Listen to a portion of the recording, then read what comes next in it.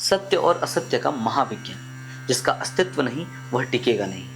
जय श्री कृष्ण साथियों, आप सभी का बहुत बहुत स्वागत है हमारे चैनल सनातन की यात्रा में, जहाँ पिछले श्लोक में भगवान ने हमें यह बताया कि जो व्यक्ति सुख और दुख में एक जैसा रहता है, इनमें भेदभाव नहीं करता, इनसे डरता नहीं, वह इंसान अमरता यानी मोक्ष को प्राप्त हो। लेकिन हमारे मन में एक सवाल आता है कि जो दुख हमें इतना असली लग रहा है, भगवान उस दुख को सर्दी और गर्मी की तरह मान करके उसे इतनी जल्दी खत्म करने के लिए कैसे कह रहे हैं, उसे भूलने के लिए कैसे कह रहे हैं। आज के श्लोक में भगवान इस पूरे ब्रह्मांड का सबसे बड़ा रहस्य खोल, आज वो हमें सत्य और असत्य पर सबसे बड़ा ज्ञान दें। आइए जानते हैं उस ज्ञान के बारे में।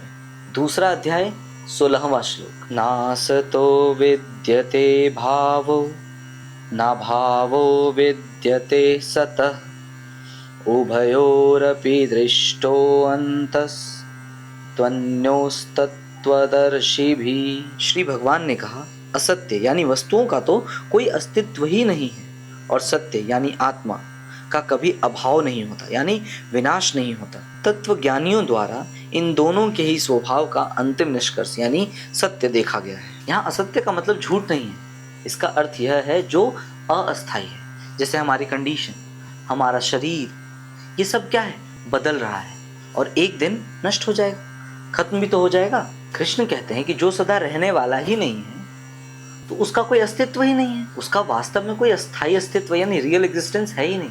यह तो एक भ्रम या एक सपना है। सत्य वह है जो भूत, वर्तमान और भविष्य यानी पास्ट, प्रेजेंट और फ्यूचर, तीनों कालों में, तीनों समय में एक जैसा है, और वो है हमारी आत्मा या परम चेतना, जो कभी नहीं बदलती। पूरी दुनिया बदल जाती है, लेकिन हमारे भीतर बैठी हमारी आत्मा ये कभी नहीं बदलती। वह कल भी थी, आज भी है और आगे भी हमेशा रहे, क्योंकि हमारे आत्मा की जो यात्रा है वो अनंत है। भगवान कहने की यह मैं कोई मनगढ़ंत बातें नहीं कह रहा हूँ, बल्कि जो हमारे ऋषि मुनियों द्वारा इस सत्य की खोज की गई है, वे सभी अंतिम में इसी निष्कर्ष पर आकर रुके। उन्होंने इस परम सत्य को गहराई से जाना है कि आत्मा अमर है। आज के श्लोक से सीखने वाली बात है कि टेम्पररी चीज़ों के लिए रोना बंद कीजिए।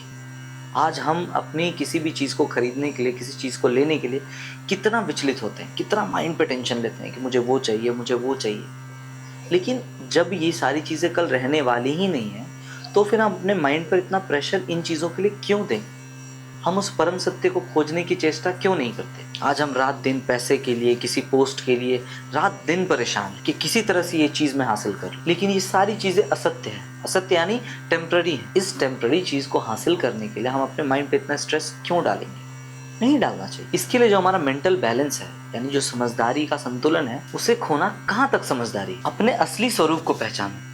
आप यह नश्वर शरीर नहीं है जो आप आज दुखी हैं, आप तो वो अमर आत्मा है जो आनंद का रूप। इस सच को समझते ही हमारे मन से सारा डर दूर हो जाता है, इंसान हर डर से मुक्त हो जाता है। यहाँ श्री कृष्ण ने सत्य और असत्य का महाज्ञान जो है वो अर्जुन को दे दिया है, और हमें भी मिल चुका है। अभी भगवान इस सत्य और असत्य पर और भी डीप बातें करने वाले हैं, जो कि हम आगे आने वाले वीडियोस में देखेंगे। साथियों, में भगवद गीता की सीरीज चल रही है, जहाँ मैं भगवद गीता के दूसरे अध्याय को एक एक श्लोक करके कवर कर रहा हूँ।